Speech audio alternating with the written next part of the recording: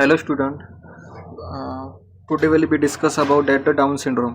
सगळ्यात important syndrome पण आहे. ओके, सगळ्यात तुम्हाला एक्झामला सुद्धा येऊ शकतो क्रोमोझोमल ॲबनॉर्मॅलिटीमध्ये किंवा आपल्या नॉलेजसाठी अंडरस्टँडिंगसाठी हा जो सिंड्रोम आहे हा खूप इम्पॉर्टंट सिंड्रोम आहे. आपण लास्ट लेक्चरमध्ये बघितलं होतं टर्नर सिंड्रोम. तर सेम हा डाऊन सिंड्रोमसुद्धा क्रोमोझोमल ॲबनॉर्मॅलिटीमुळे आपल्यामध्ये बघायला भेटतो. ओके, सो ॲबनॉर्मॅलिटी म्हणजे कशी ट्रायझोमी मीन्स लाईक जे 21 नंबरचा जो क्रोमोझोम असतो त्या ठिकाणी एक एक्स्ट्रा क्रोमोझोम ॲड होतो. ओके, त्याला आपण ट्रायझोमी असं बोलू शकतो. ओके, आपण तर बघितलं दोन दोन पेअरमध्ये आपल्याला क्रोमोझोम बघायला भेटतात. ओके, सो जो 21 नंबरचा जो क्रोमोझोम आहे ओके त्या ठिकाणी काय होणार की एक एक्स्ट्रा क्रोमोझोम ॲड होणार, त्याला आपण ट्रायझोमी क्रोमोझोम असं म्हणू शकतो आणि त्याचंच नाव आहे दुसरं डाऊन सिंड्रोम. ओके, सगळ्यांना कळालं आहे. ओके, सो डाऊन सिंड्रोम म्हणजे आपण बघूया. Down syndrome was name after John Langdon Down. Okay, it is the one of the commonest chromosomal disorder and the most common identifiable cause of mental retardation. It is a condition associated with the variety of congenital anomalies. Incidence in India is 2.2 per 1000 live births. Okay, so या ठिकाणी काय होणार आहे की आपण जर आता आपण बघतोय की डाऊन सिंड्रोम म्हणजे काय. सो डाऊन सिंड्रोमचं मिनिंग काय आहे की हा कोणापासून स्टार्ट झालेला. ओके, आपण फर्स्ट इंट्रोडक्शन ते बघू की लॉंगडन डाऊन हा एक पर्सन होता जो की डाऊन सिंड्रोमनी सफर करत होता. ओके, सो त्याच्या घरच्यांनी मग त्याला ट्रायझोमी क्रोमोझोम आयडेंटिफिकेशन केलं. सो त्यामध्ये त्यांना कळालं की जॉन डाऊनला काय की हा डाऊन सिंड्रोम हा प्रेझेंट आहे. सो त्याच्यामुळे त्याला काय नाव दिलं, डाऊन सिंड्रोम हे नाव त्याला पाडण्यात आलं. It is one of the most commonest chromosomal disorder and the most commonest identical cause of mental retardation. Okay, so या ठिकाणी काय आहे की मोस्ट क्रोमोझोमरची जर का डिसऑर्डर हा सगळ्यात मोस्ट आहे. ओके, कॉमन आहे.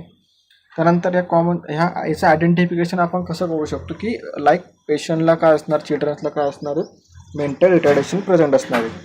It is a condition associated with variety of congenital anomalies. Okay, ही कंडिशन काय आहे की कंजेनाटल ॲनॉमलीज आपण त्याला असं बोलू शकतो like abnormality of chromosomal disorder. Okay, incidence in India is 2.2 per 1000 live birth. Okay, so या ठिकाणी काय आहे की इन इंडियामध्ये इन्सिडेन्स रेट जर का आपण बघितला तर 2.2 sorry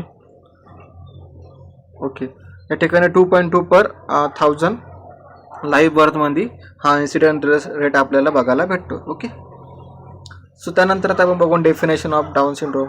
down syndrome it's also called as trisomy. मी तुम्हाला बोललो आहे ना की डाऊन सिंड्रोमला का बोलतो आपण ट्रायझोमी, कारण की एक एक्स्ट्रा क्रोमोझोम ॲड होतो 21 नंबरला, त्याला आपण ट्रायझोमी असं बोलतो. ओके, सो 21 नंबरला जो एक एक्स्ट्रा क्रोमोझोम ॲड होतो त्याला आपण ट्रायझोमी बोलतो. तसंच त्याला असं म्हणतात की trisomy Down syndrome. Okay, it is a genetical condition that cause delay in physical and intellectual development. Okay, so ही जेनेटिक कंडिशन आहे. ओके, सम जर का आपण ब्लड फॅक्टर त्यामध्ये सुद्धा अफेक्ट होऊ शकता. ओके, सम आपण बोलतो की ब्लड रिलेशनमध्ये जर का आपण मॅरेज केलं ओके, सो त्यांच्यामध्ये सुद्धा ही क्रोमोझोमल ॲबनॉर्मॅलिटी आपल्याला बघायला भेटू शकते.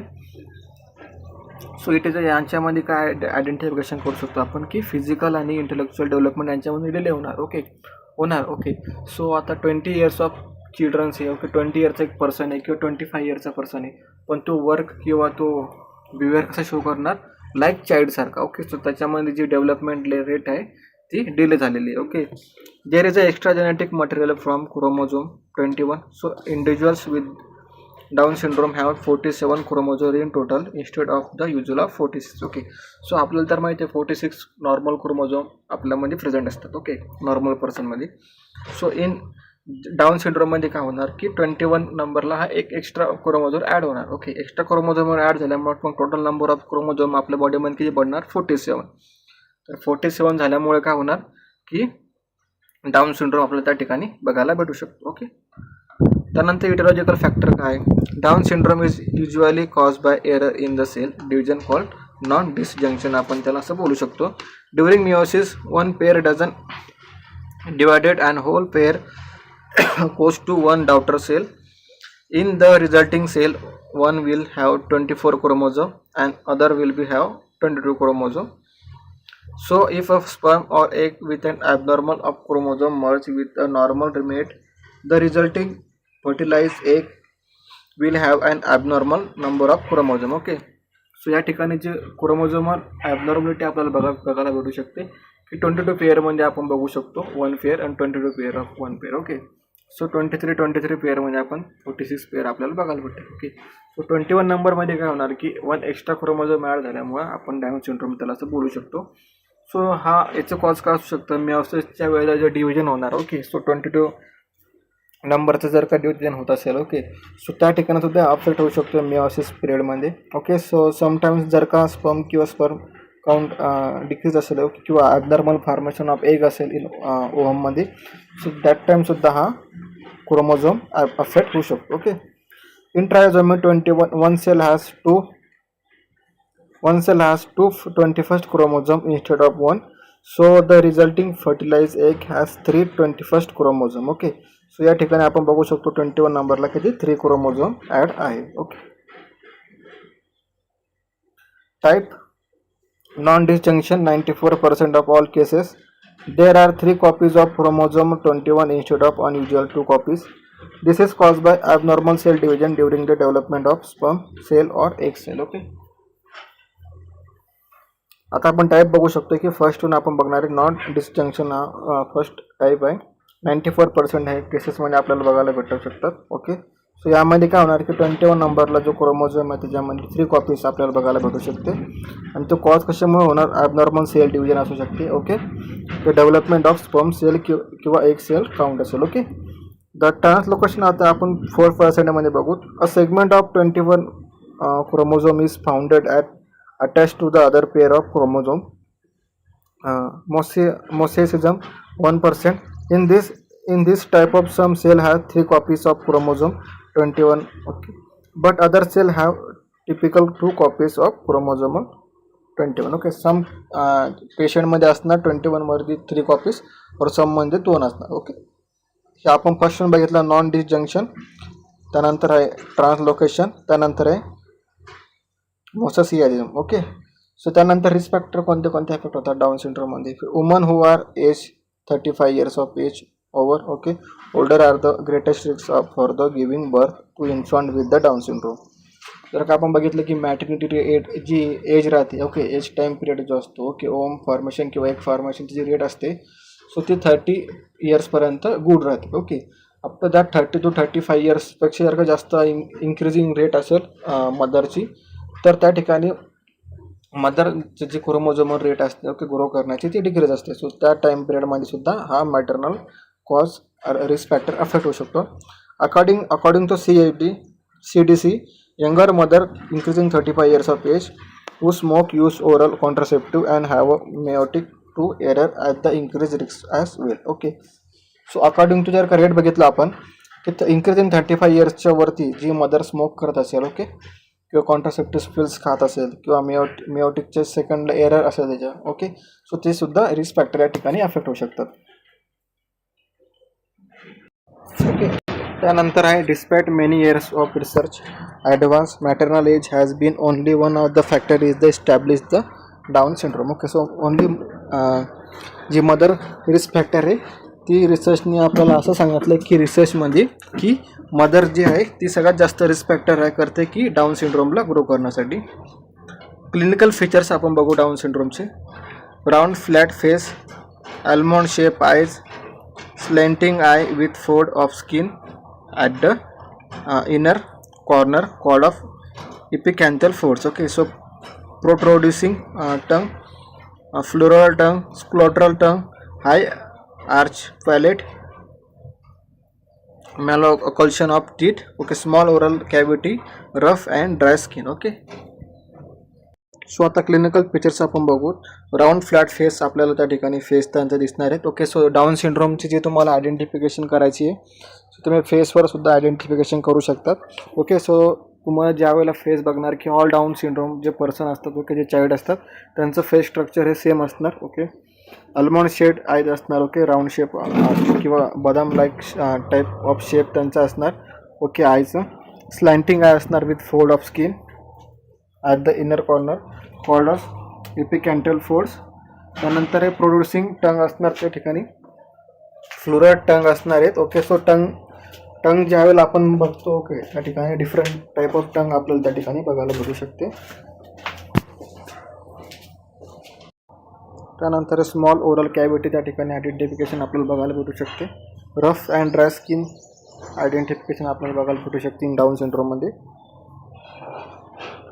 पुअर मसल टोन असेल, हायपर फ्लेक्झिबिलिटी ऑफ जॉईंट असेल, शॉर्ट ब्रॉड हँड असेल with single creases across the palm, simian creases असणार. Okay. Clinodactyly of little finger. Okay. So जर फिंगर जर का आपण शेप बघितला त्यांचा तर स्मॉल टाईप ऑफ फिंगर त्यांच्यामध्ये ग्रो असणार. ओके. पुअर मसल टोन असणार, हेवी एनएस असणार. ओके. हेल्दी पर्सन असणार ते. हायपर फ्लेक्झिबिलिटी ऑफ जॉईंट्स असणार. Okay. Short broad hand with single creases across the palm. Okay. So त्यांच्या पामवरती सिंगल लाईन क्रॉस. ओके. ज्यावेळेला आपण आयडेंटिफिकेशन करतो डाऊन सिंड्रोममध्ये, so the single line of क्रॉसमध्ये आपल्याला बघायला भेटू शकतं. Broad feet with short toes and wide gap between the big and second toes. Okay.